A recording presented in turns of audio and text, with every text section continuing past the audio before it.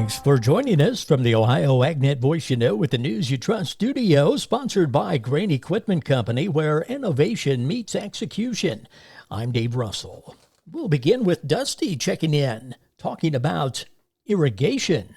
I'm visiting today with Andy Farnham. He is with AG Irrigation. Andy, Ohio is not typically a state where we think a lot about irrigation, but really in some areas it can make a big difference, especially with the weather conditions we've had the past couple years. What are your thoughts on irrigation here in the state of Ohio? So you're right. The weather in the last couple of years, especially, we're in dramatic differences, a lot of wet or dry. There's not a lot of mediocre anymore. In the last couple of years, we've seen pockets of drought where irrigation, saving a crop or bringing a crop to its full potential.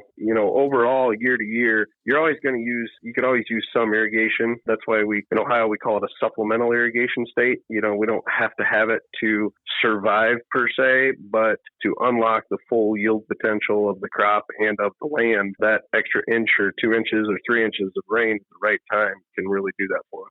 That's exactly what I've heard from the guys that do have irrigation here in the state, is being able to get that water at that exact time that you really need it can make a real difference. Well, you also mentioned maximizing the ground, getting more for less, if you will.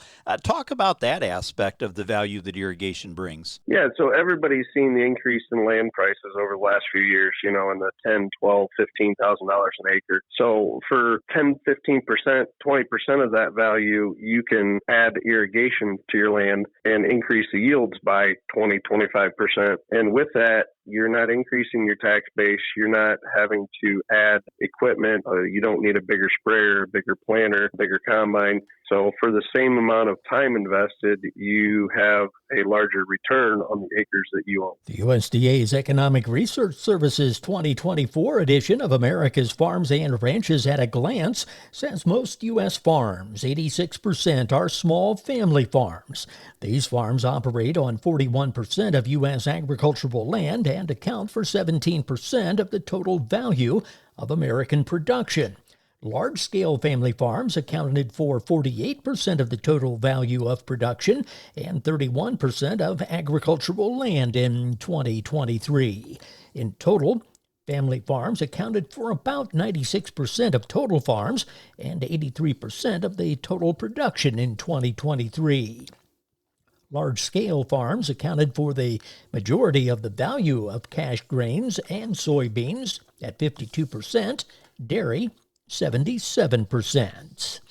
Well, Mexico and other non-U.S. Northern Hemisphere countries contributed to adjustments in the USDA's December global corn production forecast. Adjustments in non-U.S. Northern Hemisphere nations' corn production forecast this month resulted in a reduction of 1.5 million tons from November. USDA World Agricultural Outlook Board Chair Mark Jekanowski says among the meaningful changes: Mexico, we reduced our production forecast by 800,000 tons, mainly truing up production forecasts based on recent harvest results. So European Union down 800,000 tons. Ukraine was raised 300,000 tons. The U.S. corn balance sheet for December reflects increased export projections due to reduction of Brazilian supplies on the global market. This month, we raised our U.S. corn export forecast by 150 million bushels. I'm Rod Bain reporting for the U.S. Department of Agriculture in Washington, D.C. And the National Corn Growers Association has announced the winners of the 2024 Yield Contest. The complete list of winners is available at ncga.com/yield contest. The markets are next. Did you know that soybean meal is the #1 protein source used in aquaculture worldwide? Global fish consumption has nearly doubled in the last 40 years, making aquaculture the fastest growing sector of food production. Rich in protein content and highly digestible, soybean meal is an environmentally sound solution to feed the growing global demand for nutritious seafood. Soybeans, feeding the industry that feeds us. Brought to you by Ohio soybean farmers and their checkoff. Since 1926, Nationwide has been rooted in agriculture. Founded as the Farm Bureau Mutual Automobile Insurance Company with a mission to protect farmers and their communities, we honor our legacy by offering solutions that evolve with the complex needs of today's farms. As the leading insurer of America's farms and trusted by 8 farm bureaus for 100 years and counting, Nationwide is on your side. Number 1 insurer based on 2023 direct written premium per AM Best. Nationwide Mutual Insurance Company and affiliates, Columbus, Ohio. The market's brought to you by Seed Consultants. Simply better performance online at seedconsultants.com. At the Board of Trade, May corn 4.51 3/4 up 2 1/2. September corn 4.36 1/2 up 1 3/4. March beans $9.86 down 9 cents. August beans 10.05 1/4 down 8 1/2. July wheat 5.67 1/2 down 1 1/4.